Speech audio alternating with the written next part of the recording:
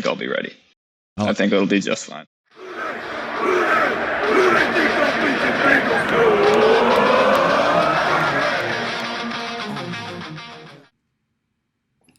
What's up, guys? Mike coming back at you from San Diego. I don't know if I've told you guys this yet. I live in San Diego. Authentic Tijuana poncho right here.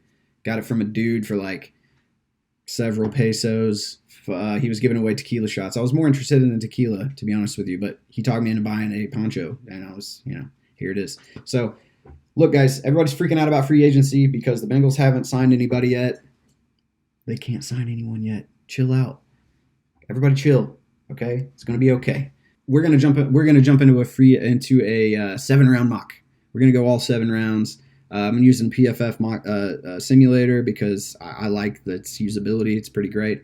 And what I want you to keep in mind is we're doing this blind as far as we don't know who the Bengals are going to sign in free agency. But I'm going to do this assuming that they sign at least 2 guards, right? And that they bring Carl Lawson back. That's it. If that's all they do, by the way, that's a bummer. But that's what we're gonna assume. Okay. So let's jump in. Bada bing, bada boom. Justin Fields over Trevor Lawrence. Interesting scenario here, guys.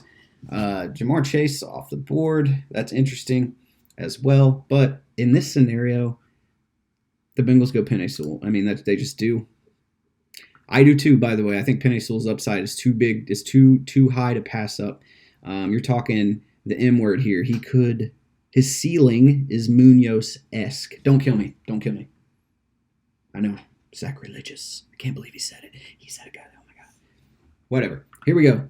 Oh man, Kadarius Toney went right before we picked. That's a bummer. But guys, if J.C. Horn is sitting here at the top of the 2nd round, after they take Penei Sewell, I like Sam Cosmi a lot, by the way. And I also think they should avoid Alex Leatherwood. And I really like Boogie Basham. But if J.C. Horn's sitting here, my guys, that's cornerback 2. CB2 for me, and he's coming back. He's coming to the Bengals. It's just happening. It just got to happen. And remember, we're assuming they didn't sign William Jackson III. They only signed Carl Lawson in the offseason, which is, I think, a strong-ish possibility, right? So here we are. We haven't got that receiver that everybody's clamoring for, and all the top guys are gone. But I really like Tylan Wallace. He actually reminds me a little bit of Tyler Boyd, but he's more explosive. He's a down the field. He's a field stretcher, right? Here's the little scouting report from PFF. Explodes off the line of scrimmage. This is, by the way, that's what we need. That's what we need. You got to get open fast, and you got to get hip to hip with that corner as quickly as you can. Because as soon as Joe Burrow sees the numbers of that corner turn to run with you, and if you're hip to hip, that ball is a-coming. Now, that's weird because they say his biggest weakness is release. All that means is he isn't polished on how to use his feet and his hands off the line of scrimmage. That can be taught. So I'm not super worried about that. Throttles down quickly. He's fast.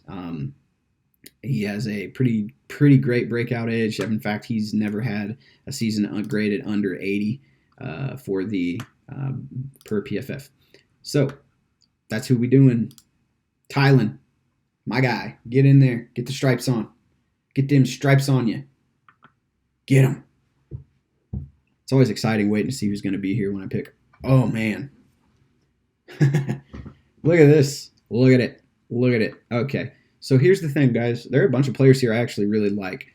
Quincy Roche is a pure speed rusher, and I think that would be a pretty great pick. Look at this 2019, man. He just dominated. He had a pretty good 2021. Undersized with middling athleticism. Like 6'3", 245. Like that's not that small. That's a pretty big dude.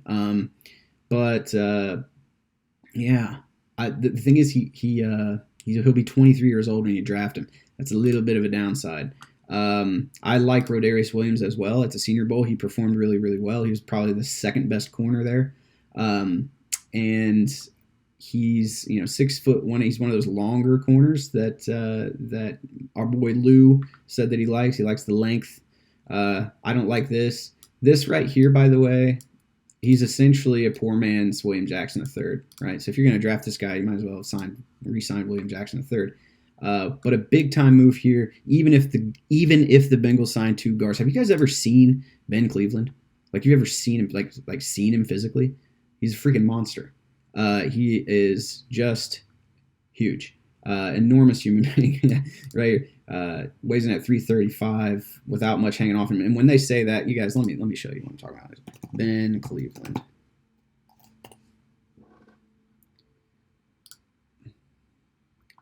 Look at this guy. Look at his arms. He's a monster. Good God, buddy. I love it. I love the mohawk. I mean, he's just a big feller. You know what I mean? Yeah.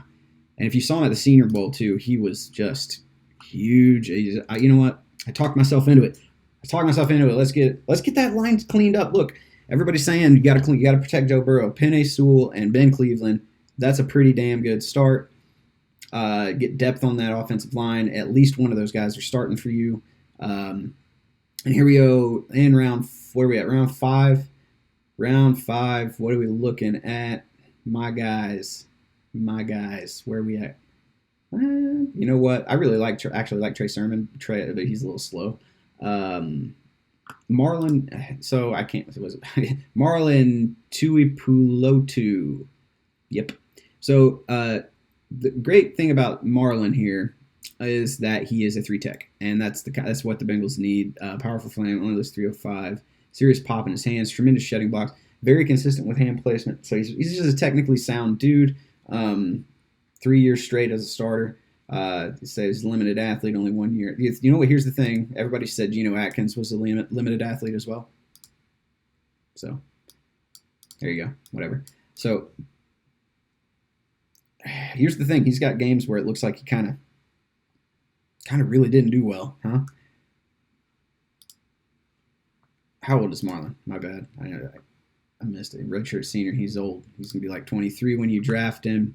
Not sure, but you know who could be a big-time get if you draft him this late, who also showed up big at the Senior Bowl?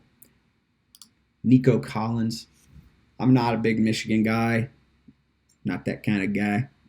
But once you put the stripes on, you're a Bengal. I don't care where you went to college. Remember it. Write it down. Now my PFF simulator doesn't want to do its job, and hello, darkness, my old friend. Bruh. Here it is. Okay. Here's what I like about Nico. Oh my gosh. Here's what I like about Nico Collins. Look at that size. 6'4", 218. Elite size. Elite. That's, by the way, that's roughly AJ Green size. It's roughly how big AJ Green is. This is what I like about him: his biggest strength, size, and speed combo. Big dude. He's physical. I mean, he's a poor man. This Nico Collins, a poor man's AJ Green. Write it down. So if you're gonna let AJ Green go, and you want to get younger and cheaper but get a similar skill set, Nico, my man. Here we are. So Tylan, Wallace, Nico Collins, you got 2 wide receivers, 2 offensive linemen. That's what I'm talking about. Last year you spent a lot of capital, draft capital and free agency capital on the defense. We going offense, baby. I don't know if you guys have ever heard of Larry Borum, but Larry Borum, 6'6", 332, older dude, later round prospect, but he put up this ridiculous PFF score this year playing in the SEC. He's a really big dude, but he's not super athletic. He might be an interesting prospect for a guard, but I don't know. So let's go down. Here's a guy I love. I don't know if I can go another wide receiver, but Dwayne Eskridge. He was in one of the videos I did this past week. Just lighting people up. A little bit older, but he reminds me like of a poor man's Tyreek Hill. Kind of what he looks like. It's kind of what he looks like. He's got that kind of juice to him. So, man, but I can't justify going another. I can't justify going another wide receiver. This is an interesting prospect, Charles Snowden, but I watched him he's really tall. He's like 6'7", but he only weighs like 240, and he's an edge-ish player, linebacker hybrid. Interesting prospect, but didn't play well at the Senior Bowl. Didn't look like he had it athletically. Uh, what a name. Whoop Filer. Fillier? Hoop Fillier. Great name. All-time name. Class.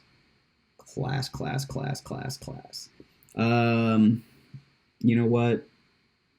I just don't see anybody that I want anymore. But you could draft your backup quarterback of the future in Sam Ehlinger. Nah, let's just do it, man. If we're going to reload, let's reload Dwayne Eskridge. And at the very least, you could probably get some good kick returning out of Dwayne Eskridge. Good special teamer, more than likely. All right. Got these 2 7th-round picks. These get mocked all the time. I really like this guy as an option. Raymond Johnson, the second, 6'3", 270, a senior. Competition is a concern because he went to Georgia Southern, but look at those PFF scores, man.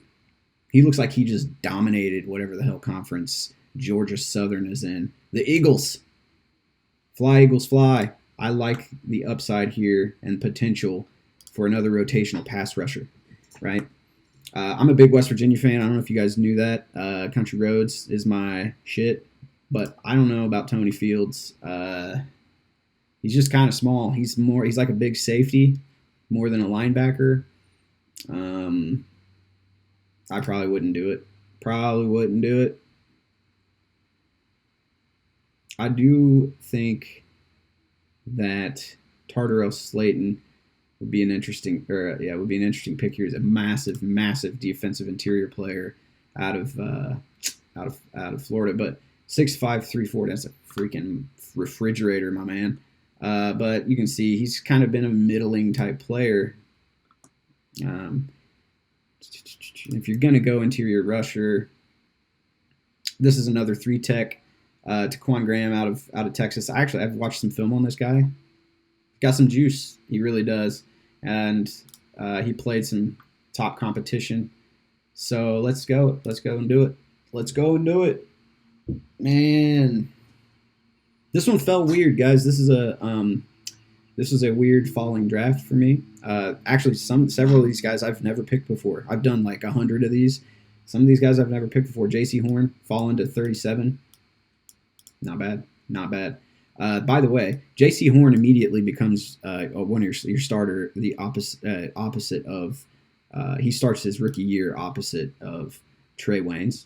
Penei Sewell starts somewhere on the offensive. This one as it's constructed now, definitely starts on the offensive line. Ben Cleveland has an outside shot as well to be a starter, right? Tylan Wallace, good rotational wide receiver. You can get in there and get some and Nico Collins as well. You could Nico Collins could end up being a kind of sleeper later round wide receiver because he is tall, he is fast, he's got great hands. Dwayne Eskridge, talking about loading up on offense, baby. We did it. Dwayne Eskridge. Go check out Dwayne Eskridge on YouTube. Check out his videos. They're amazing. Raymond Johnson, big old kind of power rusher off the edge to cycle in there. And Taquan Graham, a 3-tech out of Texas that can shoot gaps for you and get a good rotation going. Because the Bengals have been their best, the times when they've been best on defense has been when they have really solid rotational depth along the defensive line. I know everyone wants them to go break the bank on big name players, but for me, I'd rather have 7 or 8 really good players and 1 or 2 studs, like 1 or 2 Pro Bowlers. That gives you better, and you can't do that. You can't do that if you're breaking the bank on people. You just can't, right? So this would be the shit. Let me know what you guys think down in the comments. Let me know how dumb I am for whatever I did here. But until next week, have a great weekend, everybody. Love you guys. Hoo-day. Stay positive.